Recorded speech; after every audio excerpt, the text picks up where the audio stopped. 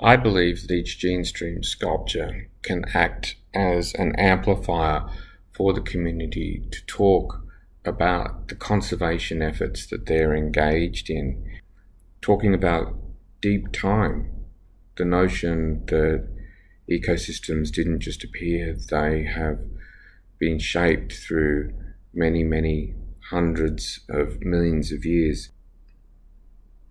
Andy Carroll's long-term vision is that communities across Australia could be connected in this way.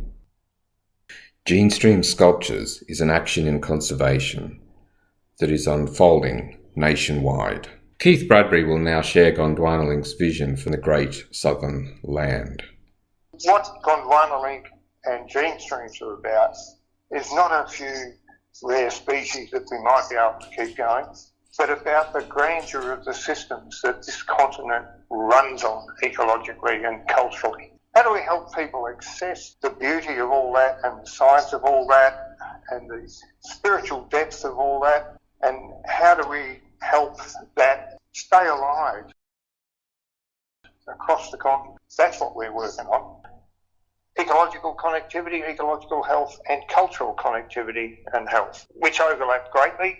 And we're very, very keen to share that story.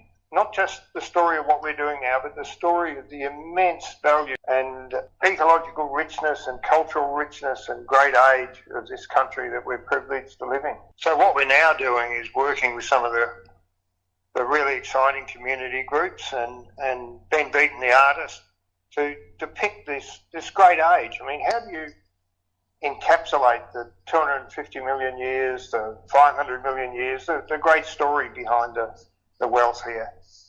Well, we think you can encapsulate it in a sculpture that brings together the dreaming story, the Western science ecological picture, and the vigour with which we are living with all the wonderful species and restoring the habitats.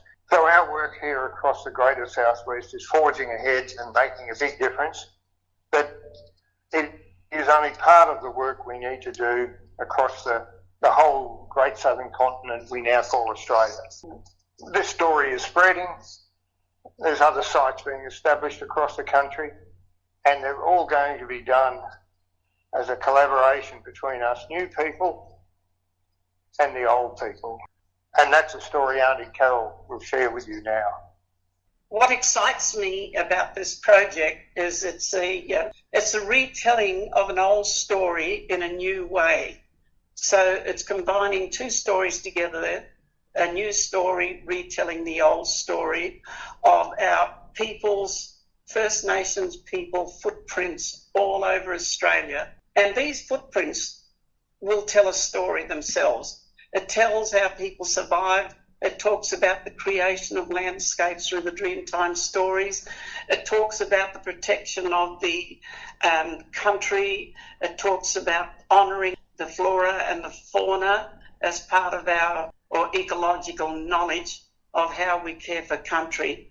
So within this project, there are many, many stories, all based on the old story, which will be retold this new way. A new way that brings everybody into the spirituality of treading the footprints of our ancient people who cared for this country. There's a group called Rangers Link, which is moving in the same direction as what we need to be doing from a conservation point of view of species that were quite common in the area, which now have become quite scarce, but hopefully we're pulling all that together with a lot of the revegetation work we're doing for trying to hold on to the biodiversity which evolved in this area. And I think this type of artwork sort of highlights the thinking and bringing together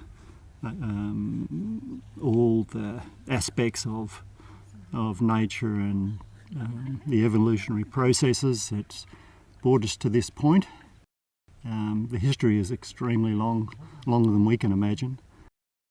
But here we are, the culmination of all those events over a very long period of time. And hopefully this art installation helps people sort of grasp some sort of the concept, I guess, of how this has all come about. This type of installation will sort of will open a few eyes for people who would normally just drive past and probably just see, more farms or more bits of bush, but to actually pull in and have time to sit down and look at the artwork, try and get some grasp of that, and look around them at the mountains and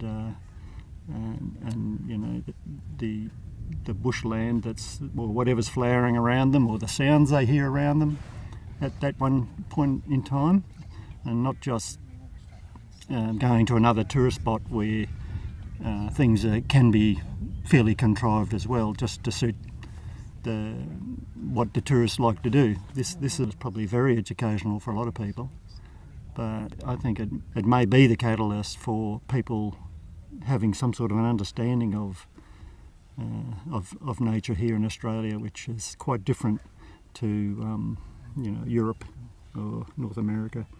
We have a lot of feeling for all those species which a lot of are in decline, and if we can make people aware of a lot of these species, we would sort of be having an effect, and a positive effect, I think, and then maybe people are more likely to want to care for the wild areas. And we know we can have a positive effect if we all, make an effort. And I think this artwork helps to highlight that, which is quite good. Southern Hemisphere evolution goes this way, and you did it beautifully. I think that's great. And I just love the combination of Aboriginal and Western science, the mixture of the two. And the songlines are yarning. It's going to evolve, I think. I'd really enjoy coming back in a few years and listening to someone interpret the structure, because I'm sure all of us will take different things from it. I'm very proud to be sitting here with young Carol and with a team that's so dedicated to be able to bring forward an understanding and awareness of our world and our role within it through science and culture. Thank you. Thank you. I'm Ricky. How are you? Cool. Ready? Yep. Wow. Fantastic. This is just done amazing, hey?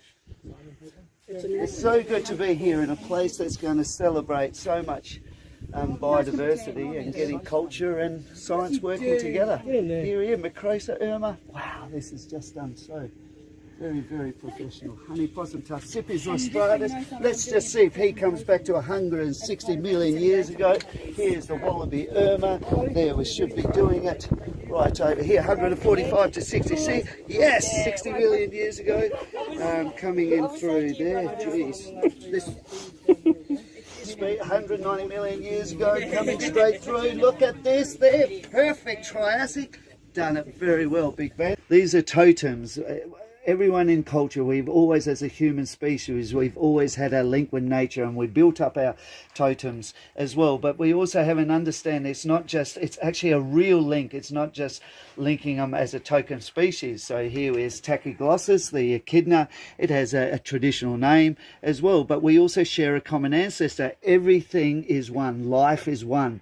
And so we can build up our stories. And here, imagine you're human. When do we share a common ancestor with an echidna? So you're coming through it during the Triassic, around 190 million years ago, we share common ancestors with the monotremes. And so all these, the plants and the animals, if you look closely, we can show you through science that we're all one. So totem animals that build the culture on the understanding of traditional people, the Noongar people for this one that was based on, it also shows with science. We can show that culture, communication, science, we all work together. And that's what the gene streams is all about, that you can work it together, coming together like the out of the petals of a plant. We all come together underneath. We're all one. My contribution to the Genestream sculpture internal art references scientific illustration, and it's very much a field naturalist approach to art. What you observe and document today is a statement for the future. And we feel it's important that artists engage more with ecotourism in doing this sort of work to share important messages. The importance of sharing stories led me to create my Red List exhibition, which, through artworks, I told the stories of extinct and endangered animals around the world. These are the roles that artists can take on, is to tell stories. I remember a curator at Museum Victoria pressed upon me that art is a language the public understands. That scientific data can be dry and difficult to understand. A role for artists is to tell those stories, to make that science visible. So, with beauty and intrigue, it can introduce and inspire others to see important details and intricacies of natural environments. And so too, observation through drawing is yet another way that people connect with nature. That's been my experience when working with groups of people. I led an art, science and history project over 10 years at Menindee Lakes. Our project focused on recollecting and then illustrating the same plant species from the historical Burke and Wills expedition. I was amazed when I observed the diversity of species in New Guinea when I was artist on a science expedition with the French Natural History Museum. The extent of the coastal marine species they found was incredible. Artists extend these stories to an interested public. I mean, they're very interested. They love it. They love seeing these things coming from the field and, into an exhibition or into some sort of space where they can share in those discoveries. Wow. I'm standing on who I am, how I've come to be, my entire story, the origin, evolution of who I am, all encapsulated in this sculpture. So if I wanted to ask that profound question of who am I, well, here I am and I'm standing on. That's incredible. That's incredible. This is my story here. I love it. So much, so many stories here, all culminate into who I am. Just everything is beautifully depicted here. So, Laurentia, Eurasia. This is great. I mean, every time you look, you find new details and something more to sort of wonder about.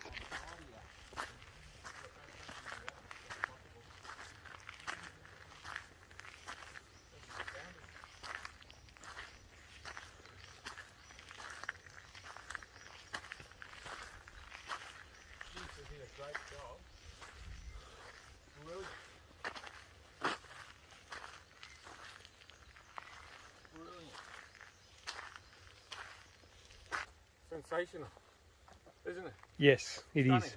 Starting to think back only a week and a half ago or something. Yeah. We were doing. It was so funny. Paul was saying that we're gonna do the trail across Australia from one sculpture to the other. Yeah. So here we go. Yeah, that's it.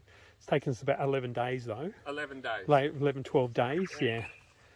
It's just amazing. Yeah. It is sensational. Yeah. They've done a fantastic job. It is. I love the colours. This is amazing. Remarkable achievement here in the Bunya Mountains to see everything that's been achieved here is incredible. So we've travelled for the past 1.5 weeks or so from the Parongarups to this site to see the first two sculptures and think about the incredible connections that we all have with the natural environment. Species share with each other, so when you walk in here you represent humans amongst this myriad of other species, and we're custodians for all of them.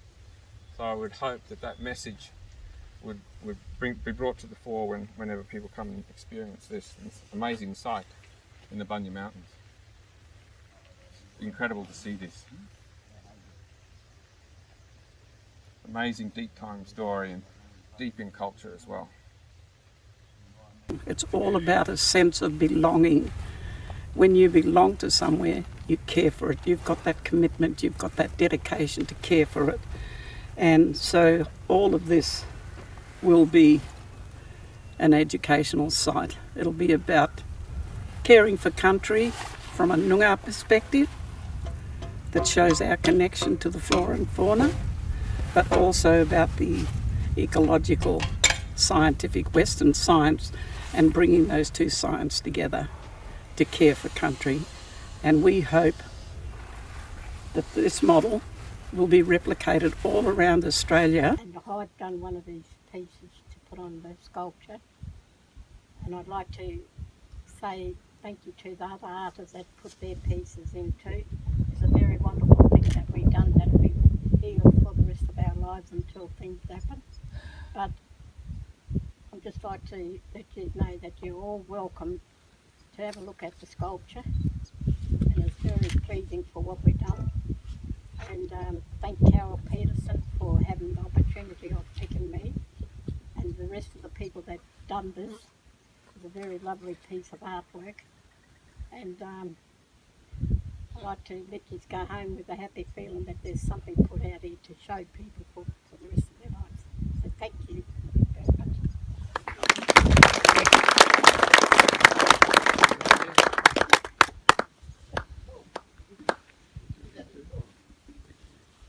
Hello, my name's Harris Quinn. I'm from Mount Barker, and I would just like to say welcome to country. Clark and the Kirk, one G, we job, no lovely job, gunny jerk, and gunny Kirk, Thank you. Thank you.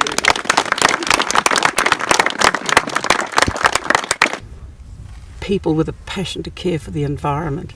We're all working together, and this is where race doesn't become an issue. The issue is caring for country. The issue is protecting our environment. The issue is salvaging something for our future generations. We don't own the land. We are only custodians. We can't take it with us when we leave this life.